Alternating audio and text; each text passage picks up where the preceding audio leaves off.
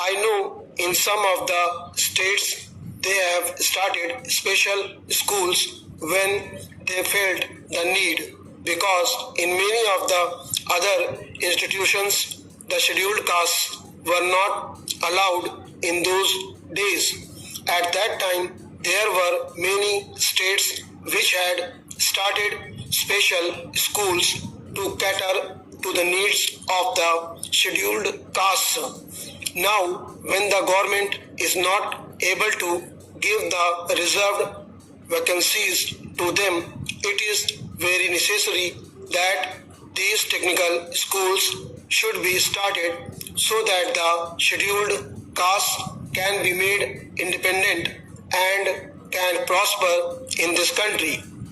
I join my friend in expressing satisfaction at the fact that the national income has recorded an increase of 18%, perhaps 7% more than the estimated increase. But I do not find evidence of this in any appreciable increase in the standard of living in the villages. I should like to know from the finance minister if this increase in national income is reflected in the general living of the people. Have they tried to find it out either by any simple survey or by any other method? We should know whether the benefit has reached the common man. As far as I am concerned, my own experience is that unemployment in the rural areas continues to be as high as it was before. If it has not recorded an increase, one way by which we can gauge this is by the number of persons crowding round public servants or public men for some sort of recommendations to secure jobs. In urban areas, the extent of unemployment is judged by the registrations in the employment exchanges. I do not suppose areas, and I think our experience can be dependent upon to some extent for finding out the extent of unemployment.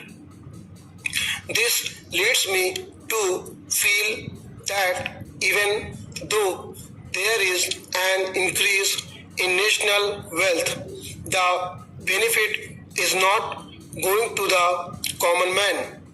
Therefore, I feel that we should bring about a very drastic change in the property relations. If we are really keen on realizing the socialistic pattern of society, the sooner we change the property relation, the better. I believe the proportion in which the accumulated wealth of the nation is held by certain classes determines the pattern of production to a considerable extent. The pattern of production determines the pattern of distribution. We cannot therefore secure distributive justice unless and until there is a change in property relations.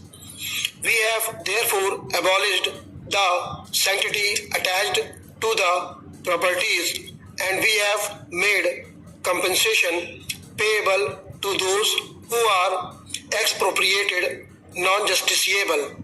Stop.